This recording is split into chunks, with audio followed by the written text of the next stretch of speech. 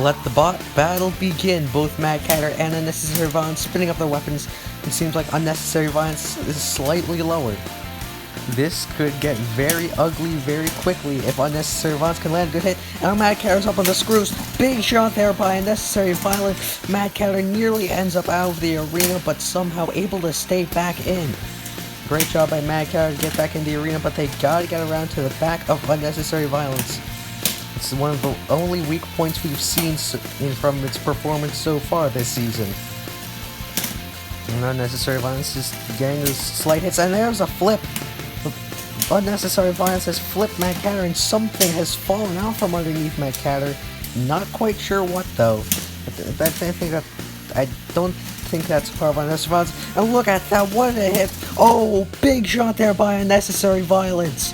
Mad Catter winds up in the screws and then takes another hit, and on the way down, Unnecessary Violence is looking to rip off those wedges of Mad Catter.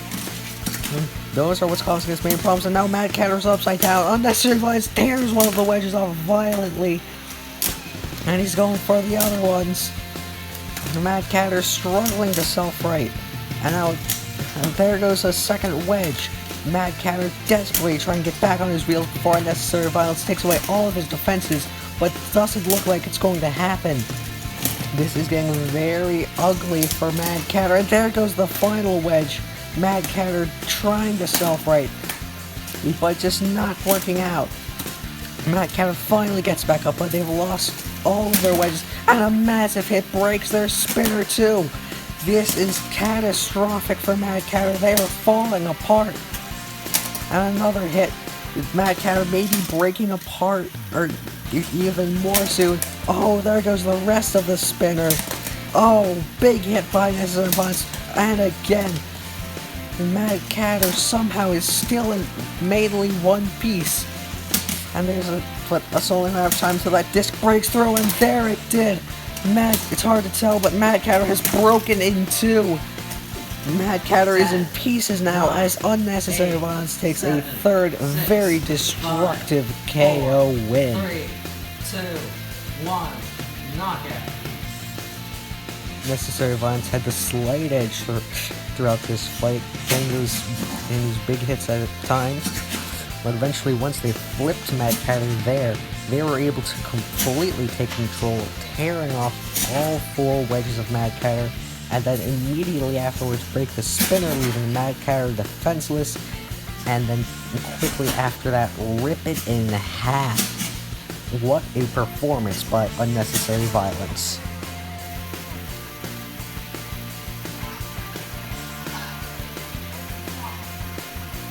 Let the battle begin.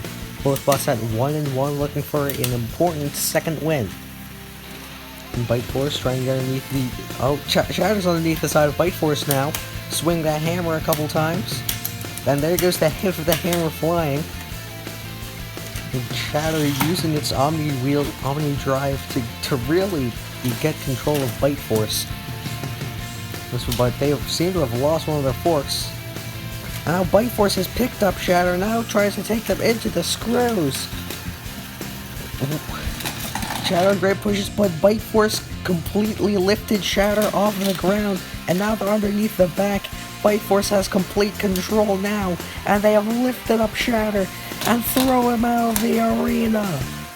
What a counter move by Bite Force, as they will improve their resume to 2-1 with 2 very dominant victories. While at the start of this fight, Shatter was getting underneath Bite Force, landing shots with that hammer, and getting control overall, but he let himself get exposed on the hammer, and Bite Force took advantage, picked them up, and when Shatter came out of the screws, they grappled him from the back, lifted him into the air, and threw him out of the arena.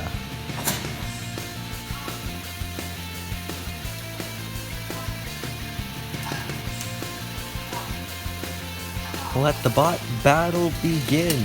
Steel Fury fighting to keep its season alive and takes a big shot from Beta's hammer, and there's another one from the most powerful hammer in the competition. And Beta getting behind Steel Fury's weapon, but Steel Fury getting some great hits on Beta. He nearly got him out of the arena, He got him up to the other side. Beta is firing that hammer like crazy. He's super aggressive with that weapon, which is what they need. And Steel Fury flips Beta over again, throws them into the wall, but can't quite get that angle to get the knockout shot. Beta just swinging that hammer over and over again, trying to break Steel Fury in half. Will it happen? Well, we'll see. But so far, Steel Fury has gotten decent control, and he appears to be winning this fight. We'll see, because that hammer of Beta is starting to break off, but the back of Steel Fury has broken off, and now the hammer goes flying. Beta has come out of nowhere and just split Steel Fury in half, and now they flip him over. And this fight is over. Beta is going to take a second knockout win. That hammer is just so powerful. 2, 1, knockout.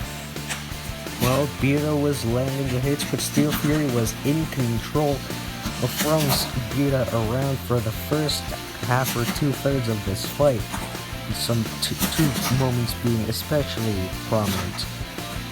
However, Beta just kept fighting away and eventually split Steel Fury in half.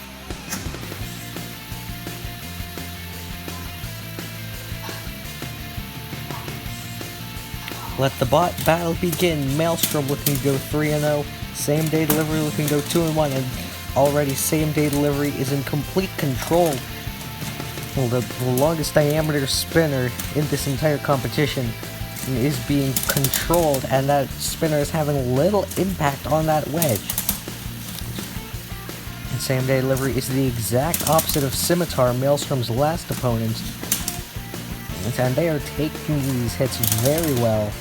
And there doesn't seem to be much Maelstrom can do about it, as same day delivery boxes them in near the pit, looking to throw them out. And this is very close. It was almost got him. Same day delivery maintaining his control and aggression, keeping pressure on Maelstrom.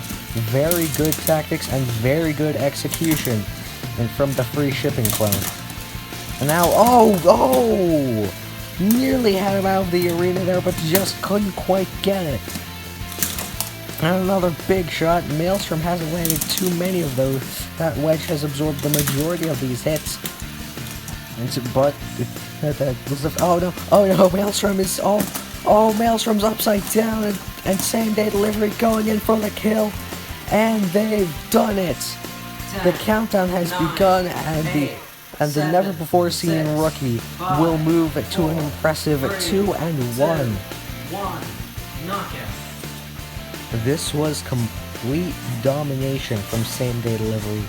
Just absorbing the blows from that spinner with the wedge, and just trying to lift them or even ram them out of the arena or into the pit.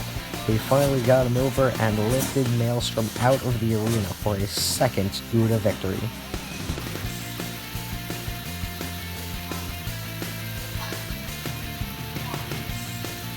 Let the battle begin. Copperhead and Perfect Phoenix both fighting for life, and Copperhead is in control early.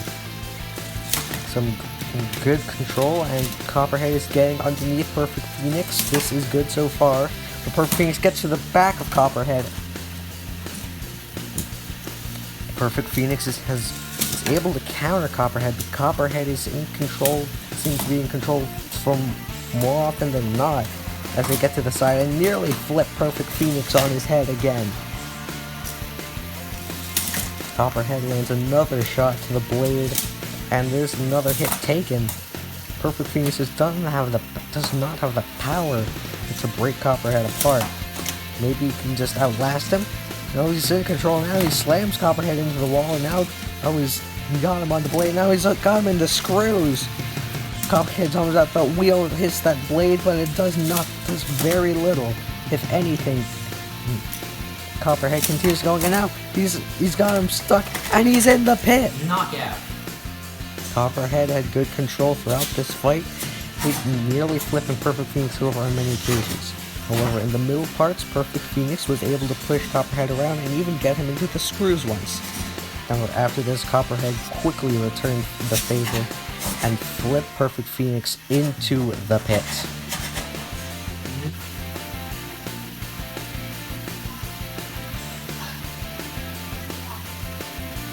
Let the bot battle begin. Nice little small hit by Valkyrie to start this off, but Embossed with a great flip throwing itself and Valkyrie. Embossed, is the only bot of its kind, the only full body flipper. And it is just so chaotic when it lands a flip, even on itself, especially on itself. Oh, and there's a flip sending Valkyrie flying, and nearly flipping Embossed, and now Embossed is right.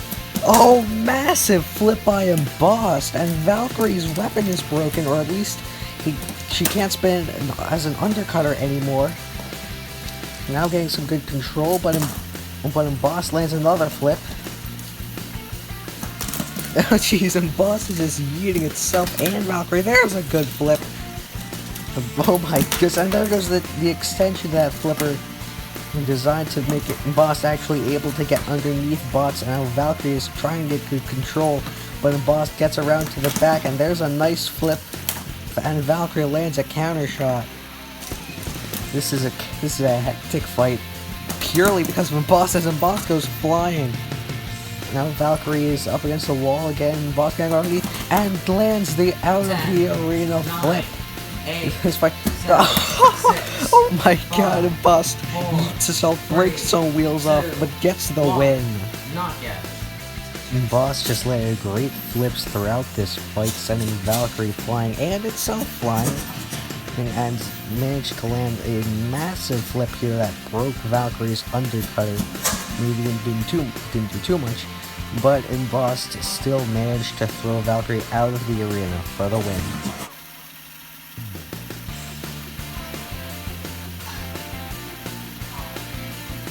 Let the main event begin. This one should be a good one between Bite Force and Bronco. Two legends Battlebots, and Bite Force already throws Bronco in the screws. Well, at least Bronco's flipper isn't broken within the first 10 seconds. That's a good sign. Bite Force is getting underneath Bronco. Very easily taking control of this fight to begin. But Bronco tries to flip him away. With Bite Force right back on the attack. Oh, there goes the tip, and goes part of the tip of that flipper. But Bronco still can use its weapon to get underneath Bite Force. If it can actually get underneath Bite Force, that is, and it just ramps right over Bite Force. Those forks on Bite Force are lower than Bronco's wedges, and Bronco does not have an answer at the moment, as Bite Force lands another big hit to that flipper. Oh, and down it is again. The Bite Force is seriously powerful, and Bronco's flipper is bent from itself landing. Bronco somehow gets underneath and slams Bite Force into the wall. Bite Force's spinner is so powerful, but Bronco is just so heavy. There's something. Oh, Bite Force has lost a fork, or at least part of one. I know it's impossible to tell, but it actually has. Now Bronco's flipper is back in working order. The first two parts are. The tip, not so much, as Bronco nearly ends up with the screw, nearly out of the arena. I think Bronco has lost a front wedge as well. Oh my. Yep, one of the wedges of Bronco has come off. Bite Force dominating this fight. Bronco's only chance maybe to use that back wedge and hope that they can get underneath Bite Force. This Bite Force is in complete control. Massive hit there. From the three-time Battlebots champion. And they just throw him right back on there. And there's another massive hit. And it looks like two more forks of Bite Force have broken. And Bronco needs to take advantage here, but Bite Force is continuing to get underneath. That nearly throws Bronco out of the arena. Even down to one fork, Bite Force is still in complete control. Well, Bite Force's attack is still there, and he's underneath, nearly throwing Bronco out of the arena again. He just can't quite get that final blow. Bronco throwing itself all around and struggling to do it. But Bronco gets underneath, throws Bite Force in the pit. Wow. Nobody's gonna like this fight. Bite Force was completely in control, dominating well over 2 minutes of the fight. It was close down to the judges, nearly throwing Bronco out the ring so many times. But Bronco just had to get underneath and throw Bite Force into the pits. That's probably going to be the most controversial fight of the season.